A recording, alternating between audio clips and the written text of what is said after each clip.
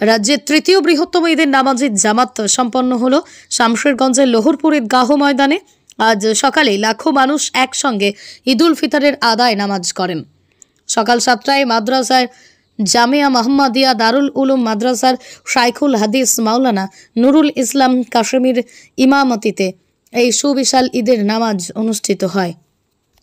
চাচণ্ড, লোহরপুর, জালাদিপুর, বাসুদেবপুর, সাহেবনগর, গাম্ভারতলা, তালতলা, নিমতলা, শিকদারপুর, উত্তর মোহাম্মদপুর সহ প্রায় 20 থেকে 25টিরও বেশি গ্রামের হাজার হাজার মানুষ ঈদগাহে নামাজ আদায় করেন। ঈদগাহে চতুর্দিকে লোকে লোকারণ্য হয়ে যাওয়ায় আশেপাশের বাগান, রাস্তাঘাট, মসজিদ সর্বত্রই ভিড়ে ঠেলাঠেলির মধ্যে নামাজ পড়েন ধর্মপ্রাণ মুসল্লিরা।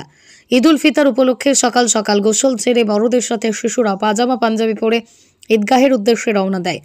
আজ কাতারবদ্ধভাবেই বিভিন্ন গ্রাম থেকে তাসবিহ পড়তে আসেন, ঈদগাহে প্রবেশ করেন প্রত্যেকে। আনন্দে মুখরিত হয়ে ওঠে গোটা এলাকা।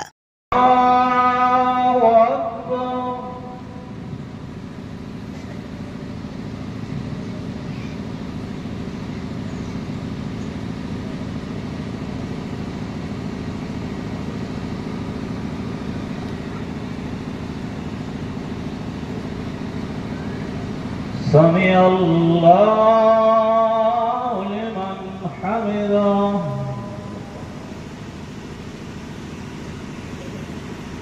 الله